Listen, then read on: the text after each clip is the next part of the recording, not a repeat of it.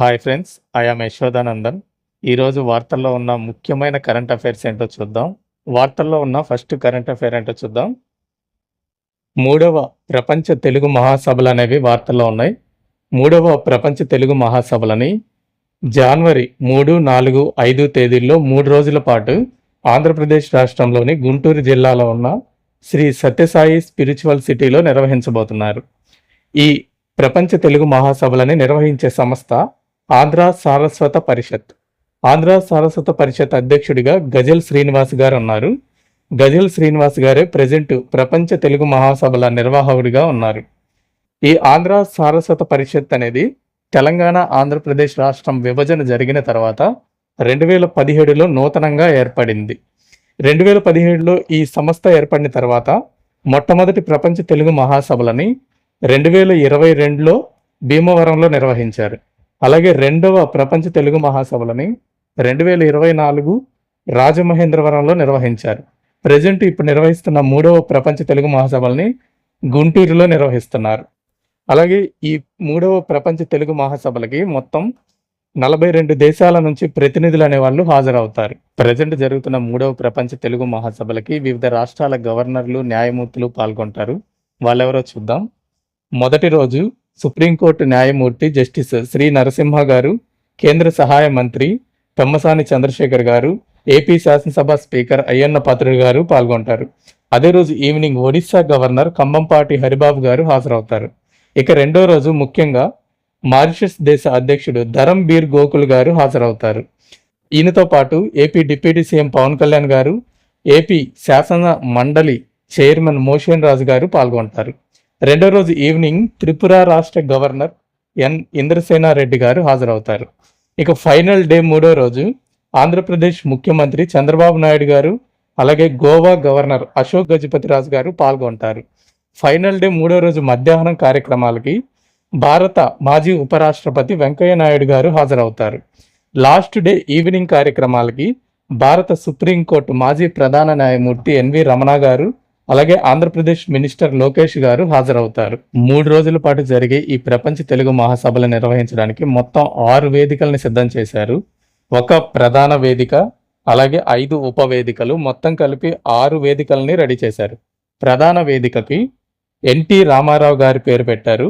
మిగతా 5 ఉపవేదికలకి శ్రీనాథ కవి, శ్రీ జాషువా కరుణశ్రీ వేదిక, శ్రీ కొప్పరపు కవుల వేదిక, శ్రీ తూము నరసింహదాసు వేదిక, అలాగే ఘంటసాల ఎస్పి బాలసుబ్రహ్మణ్యం వేదిక అని పేరు పెట్టడం జరిగింది. ఆంధ్రప్రదేశ్ తెలంగాణ రాష్ట్ర విభజనకు ముందు ఉమ్మడి ఆంధ్రప్రదేశ్ రాష్ట్రం మొత్తం 5 ప్రపంచ తెలుగు మహాసభలను నిర్వహించింది. అవి 1975, 81, 1990, 2012, అలాగే 2017.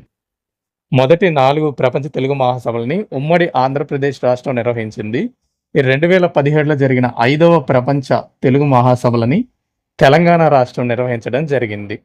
ఆంధ్రప్రదేశ్ విభజన జరిగిన తరువాత ఆంధ్ర సారస్వత పరిషత్ ఆధ్వర్యంలో 3 ప్రపంచ తెలుగు మహాసభలు జరిగినాయి. మొదటిది 2022లో భీమవరంలో, రెండవది 2024లో రాజమహేంద్రవరంలో, ప్రజెంట్ 3వ ప్రపంచ తెలుగు మహాసభలు గుంటూరు డిస్టిక్లో జరుగుతున్నాయి. వార్తల్లో ఉన్న నెక్స్ట్ కరెంట్ అఫైర్ ఏంటో చూద్దాం. కేంద్ర పొగాకు బోర్డు, సెంట్రల్ టొబాకో బోర్డు అనేది న్యూస్లో ఉంది. ఈ కేంద్ర పొగాకు బోర్డు ఏర్పడి 50 సంవత్సరాలు పూర్తి చేసుకున్న సందర్భంగా వార్తల్లో ఉంది. ఈ కేంద్ర పొగాకు బోర్డుని 1976 సంవత్సరంలో జనవరి 1వ తారీఖున ఏర్పాటు చేయడం జరిగింది. ఈ కేంద్ర పొగాకు బోర్డు అనేది ఒక చట్టబద్ధమైన సంస్థ. దీన్ని టొబాకో బోర్డు యాక్ట్ 1975 కింద ఏర్పాటు చేయడం జరిగింది.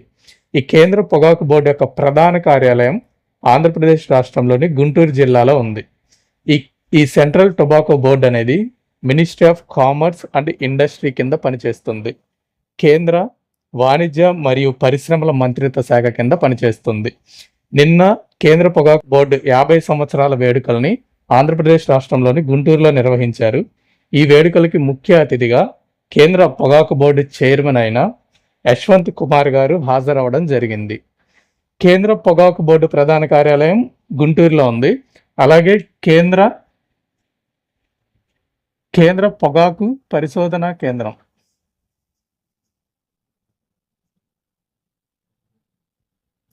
కేంద్ర పొగాకు పరిశోధనా కేంద్రం ఆంధ్రప్రదేశ్లోని రాజమహేంద్రవరంలో ఉంది. కేంద్ర పొగాకు బోర్డు ఆంధ్రప్రదేశ్ రాష్ట్రంలోని గుంటూరు జిల్లాలో ఉంది. కేంద్ర పొగాకు పరిశోధనా కేంద్రం ఆంధ్రప్రదేశ్లోని రాజమహేంద్రవరంలో ఉంది. వార్తల్లో ఉన్న నెక్స్ట్ కరెంట్ అఫైర్ ఏంటో చూద్దాం. ఆంధ్రప్రదేశ్ తెలంగాణ జల వివాదాల కమిటీ న్యూస్లో ఉంది.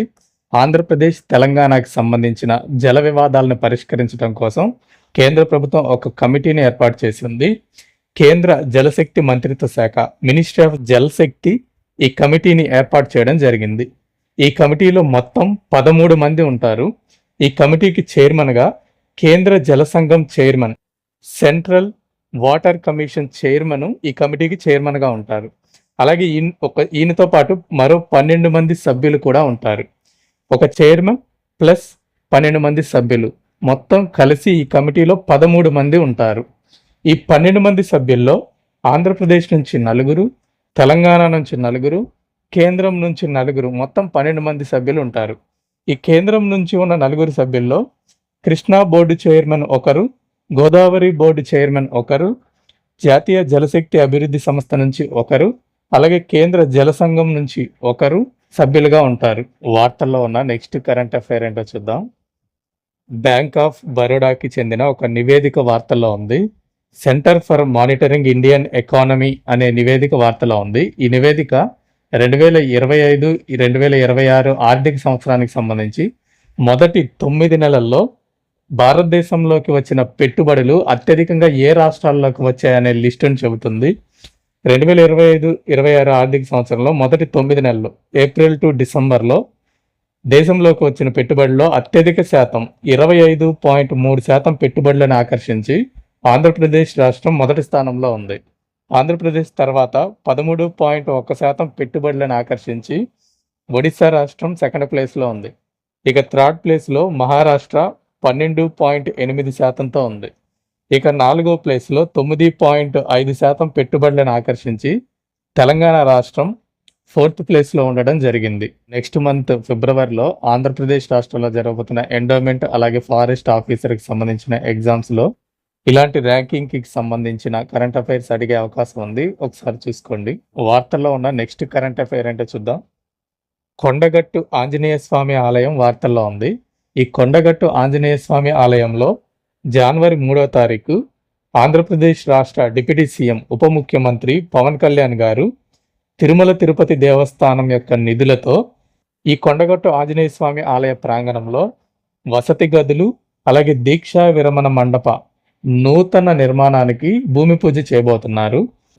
ఆంధ్రప్రదేశ్ రాష్ట్ర డిప్యూటీ సీఎం పవన్ కళ్యాణ్ గారు ఈ కొండగట్టు ఆంజనేయ స్వామి ఆలయంలో భూమి పూజ చేస్తున్నారంటే ఈ ఆలయం ఆంధ్రప్రదేశ్ రాష్ట్రంలోనే ఉంది అనుకునే పొరపాటు ఉంది. కానీ ఈ ఆలయం ఆంధ్రప్రదేశ్ రాష్ట్రంలో లేదు. ఈ కొండగట్టు ఆంజనేయ స్వామి ఆలయం తెలంగాణ రాష్ట్రంలోని జగిత్యాల జిల్లాలో ఉంది. నెక్స్ట్ మంత్ ఫిబ్రవరిలో ఆంధ్రప్రదేశ్లో ఎండోమెంట్ ఆఫీసర్ ఎగ్జామ్స్ జరగబోతున్నాయి.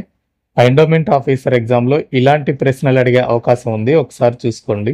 వార్తల్లో ఉన్న నెక్స్ట్ కరెంట్ అఫైర్ ఏంటో చూద్దాం. విదేశీ మారకపు నిల్వలు, ఫారిన్ ఎక్స్చేంజ్ రిజర్వ్స్ అనేవి వార్తలో ఉన్నాయి. 2025 డిసెంబర్ నాటికి భారతదేశంలో ఉన్న విదేశీ మారకపు నిల్వల విలువ అక్షరాల $696.61 బిలియన్ చేరుకుంది. ఈ విదేశీ మారకపు నిల్వలు ఫారిన్ ఎక్స్చేంజ్ రిజర్వ్స్లో మొత్తం 4 విభాగాలు ఉంటాయి.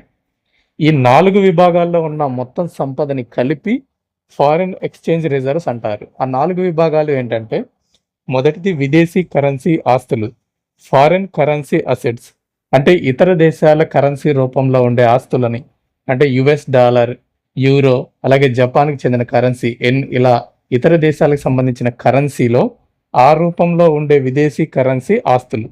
రెండవ విభాగం బంగారం నిల్వలు. మూడవ విభాగం IMF ఇంటర్నేషనల్ మానిటరీ ఫండ్, అంతర్జాతీయ ద్రవ్యనిధి సంస్థ సృష్టించిన స్పెషల్ డ్రాయింగ్ రైట్స్ ఉంటాయి. అలాగే 4వ విభాగం IMF దగ్గర ఉన్న భారత నిల్వలు ఉంటాయి. ఈ 4 విభాగాల్లో ఉన్న సంపదని కలిపి ఫారిన్ ఎక్స్చేంజ్ రిజర్వ్స్ అని పిలుస్తారు. ప్రస్తుతం విదేశీ మారకపు నిల్వల్లో అత్యధిక శాతం విదేశీ కరెన్సీ ఆస్తులే ఉన్నాయి. విదేశీ కరెన్సీ ఆస్తులు $559.612 బిలియన్ ఉన్నాయి. తర్వాత బంగారు నిల్వలు $113.32 బిలియన్ ఉన్నాయి. తర్వాత స్పెషల్ డ్రాయింగ్ రైట్స్ $18.803 బిలియన్ ఉన్నాయి. ఇక IMF దగ్గర ఉన్న భారత నిల్వలు $4.875 బిలియన్ ఉన్నాయి. ఈ 4 కేటగిరీల్లో ఉన్న ఈ మొత్తం సంపదని కలిపి ఫారిన్ ఎక్స్చేంజ్ రిజర్వ్స్ అని పిలుస్తారు. వార్తల్లో ఉన్న నెక్స్ట్ కరెంట్ అఫైర్ ఏంటో చూద్దాం. 14వ అంతర్జాతీయ పూల ప్రదర్శన 14th edition of international flower show అనేది వార్తల్లో ఉంది. జనవరి 1వ తారీఖు నుంచి 22వ తారీఖు దాకా మొత్తం 22 డేస్ ఈ ఇంటర్నేషనల్ ఫ్లవర్ షోని నిర్వహిస్తున్నారు. దీన్ని గుజరాత్ రాష్ట్రంలోని అహ్మదాబాద్లోని సబర్మతి తీరంలో నిర్వహిస్తున్నారు. దీన్ని నిర్వహించే సంస్థ అహ్మదాబాద్ మున్సిపల్ కార్పొరేషన్. ఈ year 14th edition of international flower show యొక్క థీమ్ ఏంటంటే భారత్ ఏక్ గాథా. అలాగే ఈ 14th ఇంటర్నేషనల్ ఫ్లవర్ షోకి 2 గిన్నిస్ బుక్ ఆఫ్ రికార్డ్స్ వచ్చాయి. ఒకటి పూలతో రూపొందించిన సర్దార్ వల్లభాయ్ పటేల్ ప్రతిమకి, అలాగే అతిపెద్ద పూల అలంకరణకి, ఈ రెండిటికి 2 గిన్నిస్ బుక్ ఆఫ్ రికార్డ్స్ రావడం జరిగింది. ప్రజెంట్ గుజరాత్ రాష్ట్ర ముఖ్యమంత్రిగా భూపేంద్ర పటేల్ గారు ఉన్నారు.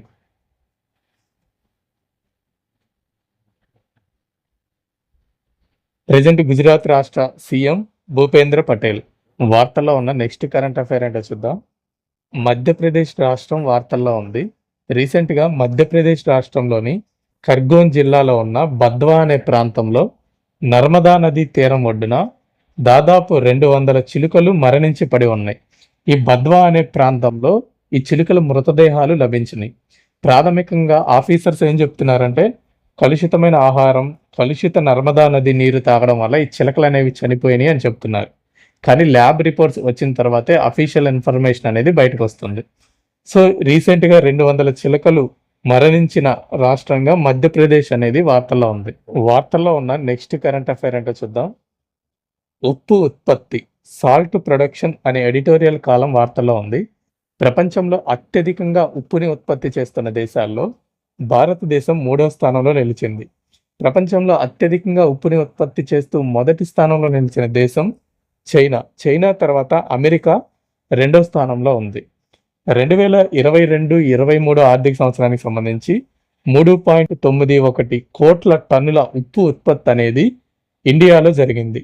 ప్రపంచంలో అత్యధికంగా ఉప్పుని ఉత్పత్తి చేస్తున్న దేశాలలో భారతదేశం 3rd ప్లేస్లో ఉంది. మరి ఇండియాలో ఉప్పు ఉత్పత్తి చేస్తున్న ఏ రాష్ట్రం ఫస్ట్ ప్లేస్లో ఉందో చూద్దాం.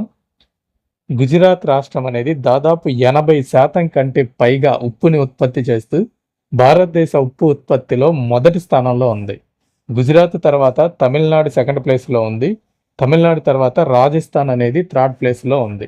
భారతదేశ ఉప్పు ఉత్పత్తిలో 80% పైగా గుజరాత్ రాష్ట్రమే అందించడం జరుగుతుంది. ఆంధ్రప్రదేశ్లో కూడా చాలా ప్రదేశాల్లో ఉప్పు ఉత్పత్తి అనేది జరుగుతుంది.